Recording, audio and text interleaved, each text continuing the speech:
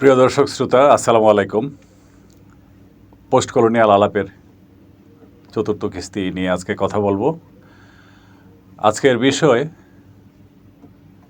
উত্তর উপনিবেশবাদ কী এবং কেন উত্তর উপনিবেশবাদ আমাদের জন্য জরুরি।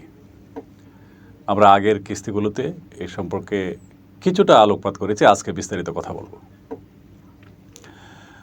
উত্তর উপনিবেশবাদকে বলা যায় একটি বুদ্ধিবৃত্তিক এবং সাংস্কৃতিক মতবাদ ও আন্দোলন। যেসব দেশে উপনিবেশী শাসন ছিল, সেই উপনিবেশী শাসনের মাধ্যমে ছড়িয়ে দেয়া উপনিবেশক গোষ্ঠীর প্রভাব সাংস্কৃতিক, সামাজিক, ঐতিহাসিক, দার্শনিক চিন্তায় যে প্রভাব ছড়িয়ে দেওয়া হচ্ছে উপনিবেশিত মানব গোষ্ঠীর উপরে, সেই প্রভাব যেগুলো নেতিবাচক সেগুলো কাটিয়ে ওঠার জন্য একটা বুদ্ধিবৃত্তিক এবং সাংস্কৃতিক আন্দোলন হিসেবে উত্তর উপনিবেশী চিন্তা বিকশিত হয়। উপনিবেশী শাসক গোষ্ঠী তার শাসন দীর্ঘায়িত করার জন্যে উপনিবেশিত মানুষদের ইতিহাস, সমাজতত্ত্ব, দর্শন, সংস্কৃতি এগুলোর দীর্ঘ পরম্পরাকে প্রায় মুছে ফেলেছে। বহু জায়গায় তাদের ভাষা পরিবর্তন করে ফেলেছে। আফ্রিকায় আপনি দেখবেন যে অনেক দেশের ভাষা ফরাসি, পর্তুগিজ, ইংরেজি তাদের ভাষাকে চিরতরে নিশ্চিহ্ন করে ফেলেছে, তাদের সাংস্কৃতিক ঐতিহ্যকে ধ্বংস করে ফেলেছে। সেই তুলনায় আমাদের বাংলাদেশে বরং আমি বলবো যে ক্ষয়ক্ষতি আফ্রিকার অঞ্চলের তুলনায় কম। আমরা আমাদের ভাষাকে রক্ষা করতে পেরেছি, কিছুটা সাংস্কৃতিক ঐতিহ্য, আমাদের লোকজ ঐতিহ্য যেটিকে বলে সেটিকে রক্ষা করতে পেরেছি। কিন্তু নাগরিক ঐতিহ্যে উত্তর উপনিবেশী প্রভাব প্রবলভাবে এখনও রয়ে গেছে। উত্তর উপনিবেশবাদ হলো এই উপনিবেশের প্রভাবগুলো, নেতিবাচক বয়ানগুলো কাটিয়ে উঠে নিজস্বতার উপরে, নিজের ঐতিহ্য, সাংস্কৃতিক ঐতিহ্য, চিন্তার ঐতিহ্য, ভাবের ঐতিহ্যের উপর দাঁড়িয়ে বিশ্ব মানবতার সেবা যাত্রায় সামিল হওয়ার চেষ্টা, সেটিকে আমরা উত্তর উপনিবেশবাদ হিসেবে চিহ্নিত করতে পারি। কাজে উত্তর উপনিবেশবাদ হলো উপনিবেশিত জনগোষ্ঠীর মধ্যে উপনিবেশী শাসকরা তার সংস্কৃতি, ইতিহাস, ঐতিহ্য, সমাজতত্ত্ব, চিন্তা, ভাবদর্শনের যে ক্ষতি করেছে, যে নেতিবাচক প্রবণতা তৈরি করেছে, যেসব বয়ান মুছে ফেলেছে, সেইগুলোকে ফিরিয়ে আনা এবং নতুনভাবে নিজস্বতার ভিত্তিতে মানবতার যাত্রায় সামিল হওয়া, এটি উত্তর উপনিবেশবাদ। এটি একটি সাংস্কৃতিক এবং বুদ্ধিবৃত্তিক আন্দোলন। সারা পৃথিবীতে এটি ব্যাপকভাবে ছড়িয়ে পড়েছে। আমি তো বলবো যে উত্তর উপনিবেশবাদের বিকাশের পরে সারা পৃথিবীর মানুষের মধ্যে, বিশেষত যারা চিন্তা করেন, লেখেন, তাদের মধ্যে যে পরিবর্তন এসেছে সেটি একটি বৈশ্বিক বিপ্লব হিসেবে আখ্যায়িত করা যায়। মানুষের চিন্তার ধরন চেঞ্জ হয়েছে, মানুষের দেখার রোগ চেঞ্জ হয়েছে। আগে পশ্চিমকেই মানুষ সর্বমান্য বলে মনে করতো, এখন আর সেটি মনে করে না। তার নিজস্বতার সম্পর্কে তার আগ্রহ তৈরি হয়েছে, তার আকাঙ্ক্ষা তৈরি হয়েছে, তার বাসনা তৈরি হয়েছে নিজেকে ফিরে পাওয়ার। এটি উত্তর উপনিবেশবাদী চিন্তার ফসল। উত্তর উপনিবেশবাদ সম্পর্কে কিছু কিছু মানুষের মধ্যে একটু ভুল ধারণা আছে, সেটি নিয়ে আমি একটু কথা বলতে চাই। সেটি হচ্ছে উত্তর শব্দটির জন্যে পোস্ট, ইংরেজিতে পোস্ট বলি, এটা সময় একটা নির্দেশ করে, এটা সময়ের সীমারেখা নির্দেশ করে। সেটা পোস্ট মানে পরে, তো পোস্ট কলোনিয়ালিজম মানে কলোনির পরে। ফলে অনেকে মনে করেন যে কলোনিয়াল শাসনের রাজনৈতিক অবসানের পর, মানে রাজনৈতিকভাবে স্বাধীন হওয়ার পরের সময়টাকে পোস্ট কলোনিয়াল শাসন বলা হয়, পোস্ট কলোনিয়াল পিরিয়ড বলা হয়। ফলে তারা মনে করেন যে পোস্ট কলোনিয়ালিজম মানে হচ্ছে কলোনি স্বাধীন হওয়ার পরের যে অবস্থা, কিন্তু আসলে তা না।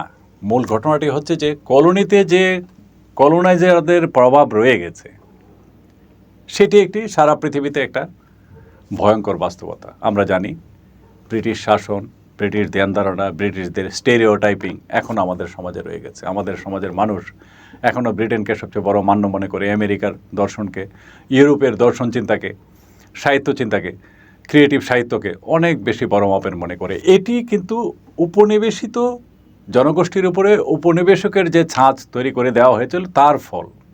আমরা কিন্তু বস্তু ভিত্তিতে নিরপেক্ষভাবে পশ্চিমের সাহিত্য শিল্প বিচার করে সেই সিদ্ধান্তে পৌঁছিনি। আমাদের অভ্যাসের মধ্যে যেটি ঢুকিয়ে দেওয়া হয়েছিল সেটি। তার মানে হচ্ছে রাজনৈতিকভাবে স্বাধীন হওয়ার পরেও আমরা উপনিবেশী ক্ষমতা কাঠামো, সাংস্কৃতিক কাঠামো এবং চিন্তার একটা প্রভাবের মধ্যে আমরা থেকে গেছি। উপনিবেশী বলয়ে এটাকে আমরা গত কিস্তিতে বলেছিলাম, এটা হচ্ছে একটা হেজিমনিক রিলেশন, ভাবের আধিপত্য। পশ্চিমের ভাবের আধিপত্য এখনও উপনিবেশিত জনগোষ্ঠীর মধ্যে রয়ে গেছে।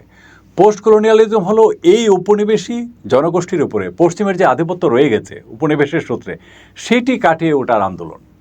তার সাথে রাজনৈতিক স্বাধীনতার সম্পর্ক খুব বেশি নাই। ফলে তারা যেটা মনে করেন যে রাজনৈতিক স্বাধীনতা এসে যাওয়ার পরে কলোনির অবসান ঘটেছে, সেটি ঠিক রাজনৈতিকভাবে, কিন্তু ভাবের দিক থেকে, সংস্কৃতির দিক থেকে সে অবসান ঘটেনি। ফলে পোস্ট কলোনিয়ালিজম হলো ওই যে প্রভাব সংস্কৃতি এবং চিন্তায়, সেটি কাটিয়ে ওঠার একটি আন্দোলন। আমরা জানি এই আন্দোলনের সূচনা হয়েছিল এডওয়ার্ড সাইদের ওরিয়েন্টালিজম বইয়ের মধ্য দিয়ে। আমরা গত কিস্তিতে বিস্তারিত আলোচনা করেছি এই নিয়ে। যারা শুনেছেন তাদের জন্য এখন এটি বোঝা আরও সহজ হবে। ওরিয়েন্টালিজম বইয়ের মধ্যে, বইটি বের হয় 1978 সালে। ওরিয়েন্টালিজম বইয়ের মধ্যে সাইদ পশ্চিমের জ্ঞান জগৎকে বিশ্লেষণ করে, সাংস্কৃতিক জগৎকে বিশ্লেষণ করে দেখিয়েছেন যে উপনিবেশকে দীর্ঘায়িত করার জন্যে পশ্চিমের জ্ঞান ভাষ্য উপনিবেশের উপর চাপিয়ে দেওয়া হয়, সাংস্কৃতিক ভাষ্য উপনিবেশের উপর চাপিয়ে দেওয়া হয়, উপনিবেশের ইতিহাস, ঐতিহ্য, সংস্কৃতিকে হীন বলে, বর্বর বলে মুছে ফেলা হয়।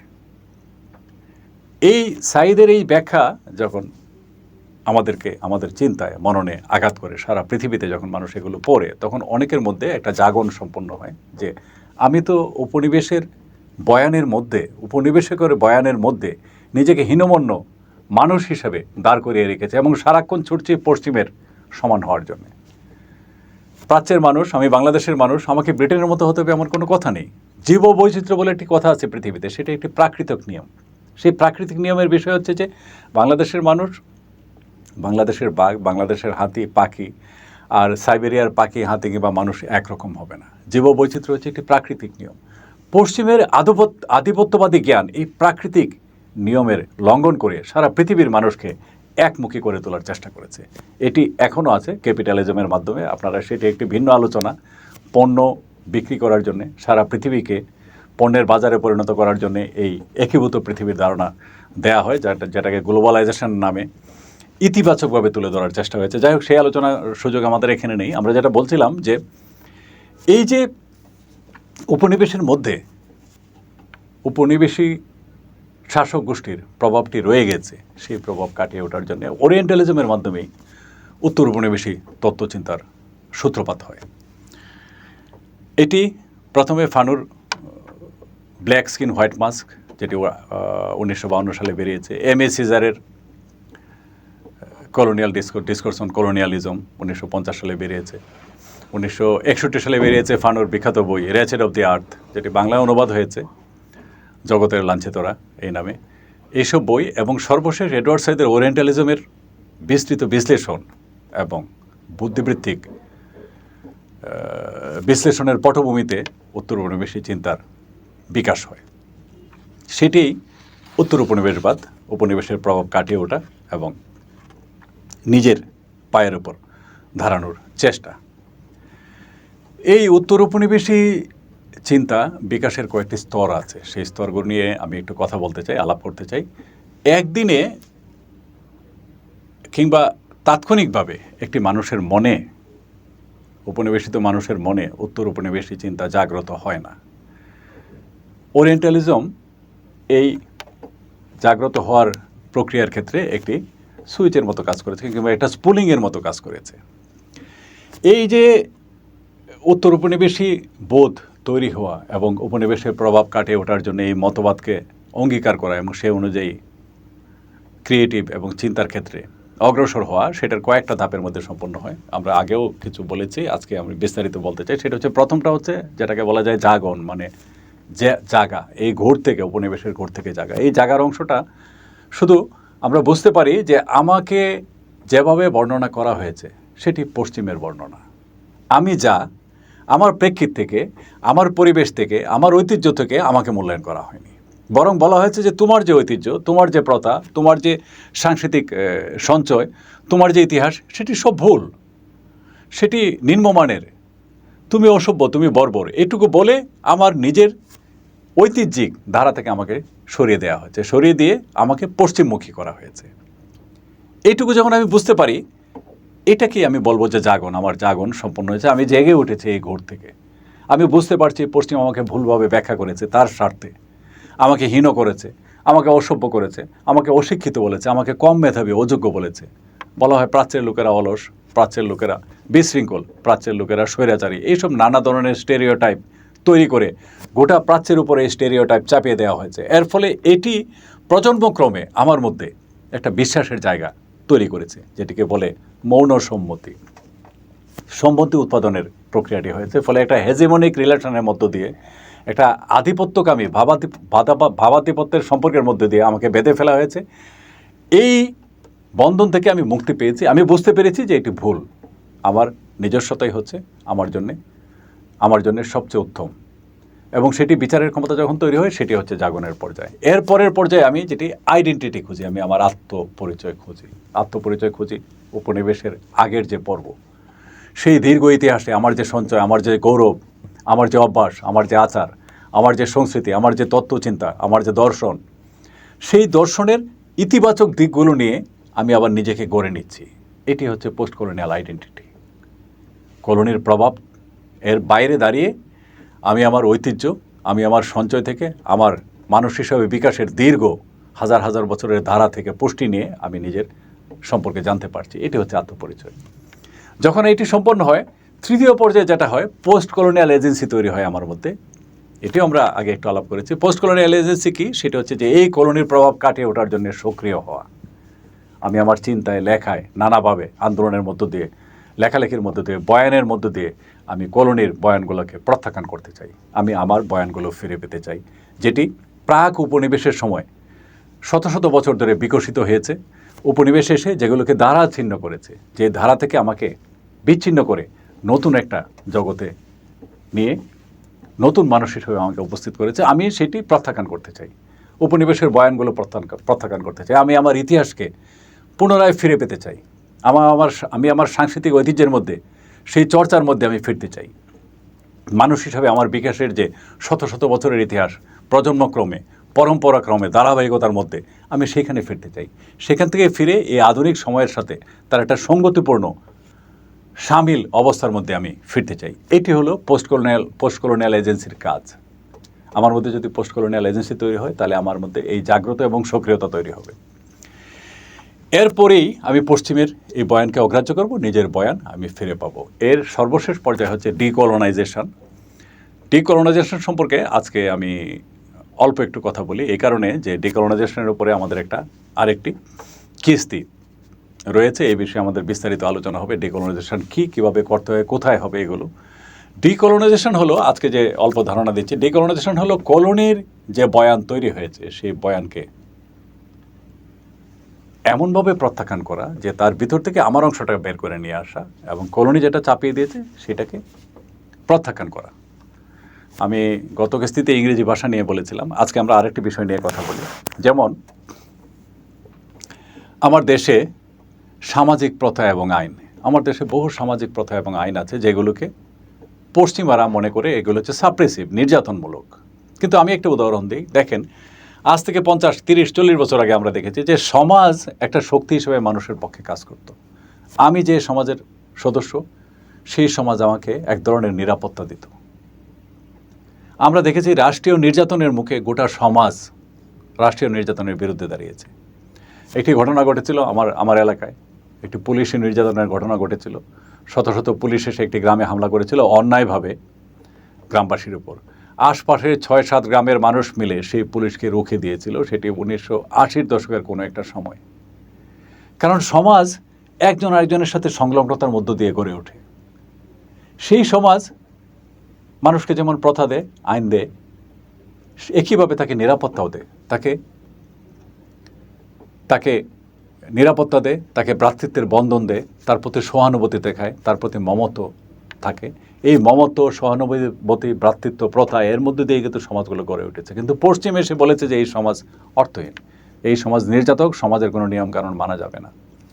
ফলে আমি যদি আমার সমাজের ইতিবাচক দিকগুলো আবার ফিরিয়ে নিয়ে এসে সামাজিক প্রথা হিসেবে আবার যদি চর্চা করি, আর পশ্চিমের যে মূল্যায়নটা এখান থেকে আমি জেরে ফেলি, প্রত্যাখ্যান করি, তাহলে এটি হবে ডিকলোনাইজেশন। একইভাবে সাহিত্যের ক্ষেত্রে আমি একটা উদাহরণ দিতে পারি। ডিকলোনাইজেশন কি? সাহিত্যে আপনি দেখবেন যে মানবতাকে খুব গুরুত্বপূর্ণ মনে করা হয়। অবশ্যই মানবতা গুরুত্বপূর্ণ, আমরা সেটা জানি, কিন্তু মানবতাকে এমনভাবে গুরুত্ব দেওয়া হয়, সেটা হচ্ছে পশ্চিমের মানবতা। আমার চিন্তায়, আমার দর্শনে কিন্তু মানবতা আছে। এই যে আমার দর্শনের ভিত্তিতে যখন সাহিত্যের মানবতা বোধকে আমি বিচার করব, সেটি হবে ডিকলোনাইজেশন। কলোনির যে ধারণা, কলোনির ধারণাকে আমি জেরে ফেলবো। আমি আমার ধারণার মধ্যে, আমার ধারণার আলোকে আমার সাহিত্যকে বিচার করব। আমার ধারণার আলোকে আমার সংস্কৃতি, আমার গান, আমার সঙ্গীতকে বিচার করব। এটি হচ্ছে ডিকলোনাইজেশন। আরেকটি ডিকলোনাইজেশনের আরেকটা ধারণা, সেটা গ্লোবালাইজেশন সম্পর্কে বলতে পারি আমি, যে গ্লোবালাইজেশন হচ্ছে তাদের মধ্যে একটা বৈশ্বিকতা। সমস্ত পৃথিবীর সমস্ত মানুষ, শুধুমাত্র মানুষ, বিশ্বের নাগরিক, এই আইডিয়া দেওয়া হচ্ছে। এটি হচ্ছে পশ্চিমের আইডিয়া এবং উপনিবেশিক ধারণা থেকে কিন্তু এগুলো এসছে। কিন্তু আমি যদি আমার প্রেক্ষিত থেকে বিচার করি, আমি দেখব গ্লোবালাইজেশন হচ্ছে আমাকে শোষণের আরেকটা রাস্তা। কীরকম সেটি? পণ্যের গ্লোবালাইজেশন হচ্ছে। পণ্য সব জায়গায় ছড়িয়ে পড়ছে, ইন্টারনেটের মাধ্যমে, টিভির মাধ্যমে। সিনেমার গ্লোবালাইজেশন হচ্ছে, সাংস্কৃতিক পণ্যগুলোর গ্লোবালাইজেশন হচ্ছে, ক্যাপিটালিজমের যেসব প্রোডাক্ট বড় মার্কেট দরকার সেগুলোর গ্লোবালাইজেশন হচ্ছে। কিন্তু আমি কিন্তু নাগরিক হিসেবে আমেরিকায় পৌঁছতে পারছি না, ব্রিটেনে যেতে পারছি না, আমাকে ভিসা দেওয়া হচ্ছে না, আমাকে সেখানে থাকতে দেওয়া হচ্ছে না, আমাকে সেখানে চাকরি দেওয়া হচ্ছে না। তার মানে কি? গ্লোবালাইজেশন হচ্ছে একটা ফেক আইডিয়ার উপরে পশ্চিমের স্বার্থ হাসিলের একটা প্রক্রিয়া। এই যে আমি ব্যাখ্যাটা করলাম, এটি হচ্ছে আমার দিক থেকে, পূবের দিক থেকে, প্রাচ্যের দিক থেকে, আমার দেশের দিক থেকে, আমার পরিবেশের দিক থেকে ব্যাখ্যা। তার মানে গ্লোবালাইজেশনের যে আইডিয়াটা ছিল সেটা ডিকলোনাইজেশন করলাম আমি। এগুলো হচ্ছে ডিকলোনাইজেশন। আমরা এই বিষয়ে বিস্তারিত পরে আবার আলাপ করব। আজকে আমি যেটি বললাম যে উত্তর উপনিবেশবাদ কী এবং কেন, এখন হচ্ছে কেন জরুরি। এটি কিন্তু খুব গুরুত্বপূর্ণ প্রশ্ন। কারণ আমার অভিজ্ঞতা হয়েছে উত্তর উপনিবেশী তত্ত্বচিন্তা নিয়ে যখন বিভিন্ন জায়গায় কথা বলতে গেছি, অনেকে বলেছেন যে আবার আমার নতুন করে আমার আত্মপরিচয় খুঁজতে হবে কেন। খুব গুরুত্বপূর্ণ প্রশ্ন তারা করেছেন, আমি সেখানে জবাব দিয়েছি। এগুলো আমি এখানে বলতে চাই যে মানুষের আত্মপরিচয় সবসময় একটা স্থানিক ভিত্তি থাকে। মানে কি বলে এটাকে, আমি বলতে পারি যে আইডেন্টিটির একটা লোকালিটি আছে, একটা লোকেশন আছে। খুব জরুরি এই লোকেশনটা। মানুষ হিসাবে যখন আমি বিশ্বের দরবারে যাব, আমাকে বলা হবে যে বাংলাদেশি মানুষ, আমার পাসপোর্টে লেখা থাকবে। আমি যখন এক জায়গায় যাব একটা সেমিনার করতে, সভা করতে আন্তর্জাতিকভাবে, সেখানে বলা হবে যে আমি একজন বাংলাদেশি মানুষ। তার মানে হচ্ছে আমার পরিচয়ের কিন্তু স্থানিক ভিত্তিটা আমি কোনো মতেই বাদ দিতে পারছি না।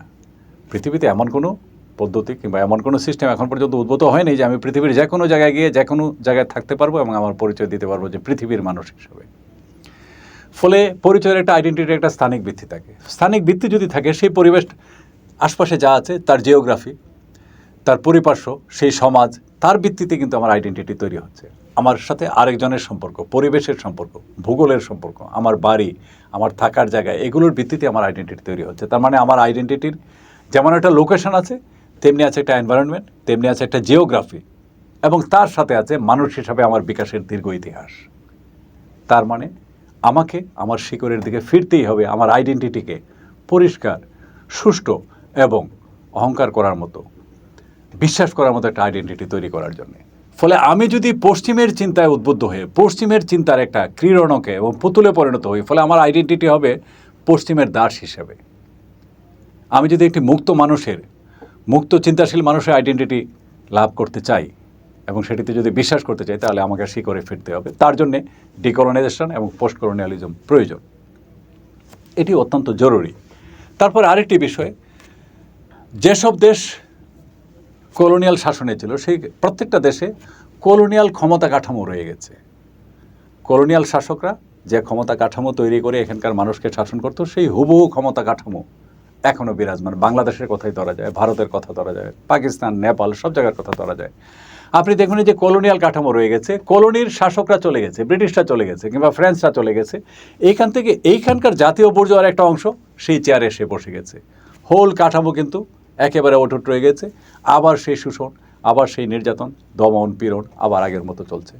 তফাতেই যে এই দমন পীড়নের সাধারণ অংশগ্রহণ করছেন আমার ভাই, আমার আত্মীয়, আমার বন্ধু, নতুন করে আমার জন্যে দমনকারী, নিপীড়ক হিসেবে, নির্যাতনকারী হিসেবে আবির্ভূত হচ্ছে। এই যে অবস্থা, এটি কেন হয়েছে? কারণ কলোনিয়াল কাঠামো রয়ে গেছে। আমাদের রাজনৈতিকরা কলোনিয়াল প্রশাসকদের মতো হতে চায় সব সময়। কলোনিয়াল প্রশাসকরা যেভাবে দেশ শাসন করেছে সেরকম হতে চায়। যেহেতু আমাদের মধ্যে একটা হীনমন্যতা আছে কলোনি লোক হিসেবে, ফলে আমরা পশ্চিমের মতো হতে চাই। আমাদের সংস্কৃতিতে আমরা ওইরকম কাপড় চোপড় পরতে চাই, আমরা হাফ প্যান্ট পরে ঘুরতে চাই, আমরা একটা বেত নিয়ে মাথায় টুপি দিয়ে করতে চাই, ক্যাপ পরে করতে চাই, আমরা সানগ্লাস পরি, আমরা ওদের মতো হয়ে ওঠার চেষ্টা করি। এই যে ভাবের আধিপত্য, এর ফলে কিন্তু এই ঘটনাগুলো ঘটছে। ফলে যে শাসক এক্স কলোনিগুলোতে বসছে, সে সেই কলোনাইজার, প্রাক্তন কলোনাইজার যারা ছিল, সে শক্তির সাথে সে যোগ সাজস রেখে এই সমাজকে শাসন করছে। ফলে কলোনি শেষ হয়ে যাওয়া সত্ত্বেও আগে যারা কলোনি তৈরি করেছিল তাদের কিন্তু হস্তক্ষেপ করার সুযোগ তৈরি হচ্ছে আমার দেশে। ফলে এই কারণেও এই কলোনির প্রভাব কাটিয়ে ওঠা জরুরি। এটি অনেক ধরনের সমস্যা তৈরি করছে আমাদের এখানে, যেমন মেধা পাচার যেটাকে বলি। আমাদের বাচ্চাদের মধ্যে যেহেতু কলোনিয়াল স্ট্রাকচারের মধ্যে ওরা বড় হচ্ছে, সাংস্কৃতিক প্রভাবের মধ্যে বড় হচ্ছে, ওরা ছোটোবেলা থেকে মনে করে যে আমেরিকা খুব গুরুত্বপূর্ণ, আমেরিকা স্বর্গ, ব্রিটেন স্বর্গ, ইউরোপে যেতে হবে সুন্দর জীবনের জন্য, সুন্দর পড়াশোনার জন্য, সব কিছু ওখানে ভালো।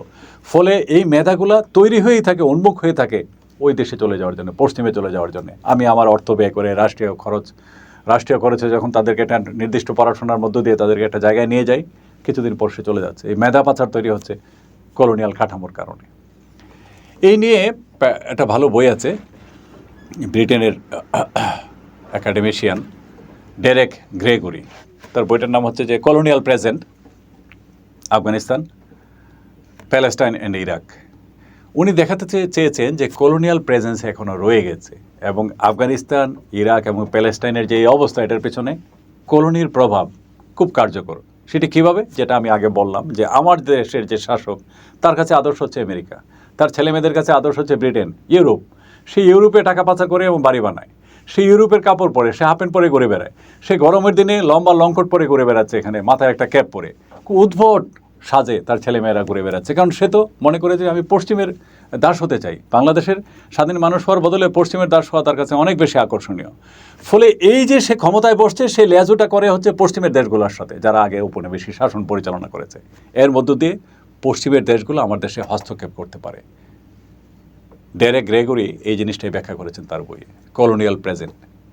কলোনিয়াল প্রেজেন্ট মানে কলোনির অবস্থা এখনও রয়ে গেছে আমাদের চিন্তার মধ্যে, আমাদের আদর্শের মধ্যে, যে কারণে আফগানিস্তান কিংবা প্যালেস্টাইন কিংবা ইরাকের সমস্যাগুলো তৈরি হচ্ছে। শুধু ইরাক কেন, সব জায়গায় আপনি দেখবেন প্রত্যেকটা দেশে যেসব জায়গায় কলোনি ছিল, দুইটা ভাগ হয়। একদল শাসক, তারা আগের এক্স কলোনাইজারদের সাথে যোগাযোগ করে রাখে, তাদের প্রেসক্রিপশনে চলে, তাদের পরামর্শ চলে, আর কলোনির হোল শাসন কাঠামো, ক্ষমতা কাঠামো এখানে বজায় রয়ে গেছে, এবং তারা সেটিকে বজায় রাখে, এর মধ্য দিয়ে দমন এবং নির্যাতন চলতে থাকে। ফলে এই যে সার্বিক অবস্থা, এটি কাটিয়ে ওঠার জন্যে আমার দেশের মানুষের মধ্যে দেশপ্রেম, প্রকৃত দেশপ্রেম, প্রকৃত দেশপ্রেম এবং দেশের প্রতি মায়া, মমতা এবং দেশের প্রতি টান যদি তৈরি করতে হয়, তাহলে এই কলোনির প্রভাব আমার মন থেকে বিদায় করতে হবে। না যদি করতে পারি, তাহলে যারা ক্ষমতায় যায় তারাও পশ্চিমের দিকে তাকিয়ে থাকবে, আমার সম্পদ পশ্চিমে পাচার করবে, পশ্চিমের প্রেসক্রিপশনে আমাদেরকে দমন, নির্যাতন, শোষণ করবে। ফলে সারা পৃথিবীর এক্স কলোনিগুলোর যে সমস্যা, সেটি কলোনিয়াল প্রভাবের কারণে ঘটছে। আরেকটি বিষয় আছে, আপনারা শুনেছেন নিউ কলোনিয়ালিজম বলে একটি কথা শুনছেন। নিউ কলোনিয়ালিজম হচ্ছে, সংক্ষেপে বলি, এটি কওমে নক্রুমা প্রথমে এই বিষয়ে কথা বলেন।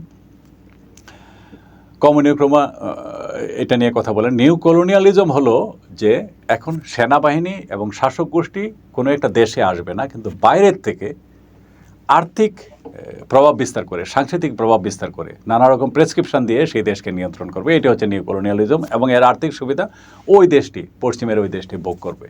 এই নিউ কলোনিয়ালিজম কিন্তু দাঁড়িয়ে আছে কলোনিয়াল শাসন কাঠামোর উপরে, কলোনিয়াল ক্ষমতা কাঠামোর উপরে। ফলে আমরা যদি এই কলোনিয়াল ক্ষমতা কাঠামো ভাঙতে না পারি, কলোনিয়াল সাংস্কৃতিক প্রভাব কাটিয়ে উঠতে না পারি, নিজেকে নিজের মাটি এবং মানুষের সাথে এবং দীর্ঘ ঐতিহ্যের সাথে, শত শত বছরের সিলসিলার সাথে নিজেকে যুক্ত করে একটা গর্বিত নাগরিক হিসেবে যদি আমি এই দেশে দাঁড়াতে না পারি, তাহলে এই ধরনের নিউ কলোনিয়াল প্রভাব এবং এই দেশের জাতীয় বর্জ্যদের দ্বারা আমাদের দমন, পীড়ন, স্বৈরাচারী শাসন, একত্ব কখনো বন্ধ হবে না। এই জন্যেও পোস্ট কলোনিয়াল অ্যাটিটিউড এবং উত্তর উপনিবেশিক তত্ত্ব এবং উত্তর উপনিবেশবাদী চিন্তা চেতনা এখানে জাগিয়ে তোলা জরুরি, যাতে আমরা কলোনির প্রভাব কাটিয়ে উঠে নিজেকে নিজের মতো করে, নিজের মানুষ হিসাবে আবার নিজেকে গড়ে তুলতে পারি, এবং আমার যে ঐতিহ্য, আমার যে দীর্ঘ বিকাশের যে সিলসিলা মানব গোষ্ঠী হিসাবে, সেইগুলোর পরিপুষ্টি নিয়ে আমি বিশ্ব মানবতার অগ্রযাত্রায় সামিল হব। এটি হচ্ছে পোস্ট কলোনিয়ালিজমের মুদ্রা কথা। এটি আমাদের জন্য এই কারণেই জরুরি। আজকে এ বিষয়ে আমরা কথা বললাম, আরও দুটো কিস্তি আছে, তাহলে এই পোস্ট কলোনিয়াল আলোচনা একটা পূর্ণাঙ্গ রূপ পাবে। আমরা আগামী কিস্তিতে আবার আলোচনা করব ডিকলোনাইজেশন নিয়ে। আপনাদের কারো যদি প্রশ্ন থাকে এই কমেন্টে করে রাখবেন, আমরা পরের কিস্তি আলোচনার শেষে সেগুলো বিস্তারিত আলোচনা করব। আজকে একটা প্রশ্ন একজন প্রশ্ন করেছেন, আমি এই মুহূর্তে তার নামটা মনে নেই, তিনি প্রশ্ন করেছেন যে ফিলিস্তিনে মাইগ্রেশনের মাধ্যমে উচ্ছেদ হয়েছে কিনা। ফিলিস্তিনের বিষয়টা মাইগ্রেশনের পর্যায়ে পড়ে না। ফিলিস্তিনে যেটি হয়েছে একেবারেই নির্মম উচ্ছেদ। উচ্ছেদ আরেকটা বিষয়, যেহেতু কলোনির সাথে জড়িত ছিল না বলে আমি সেটি আলোচনা করিনি।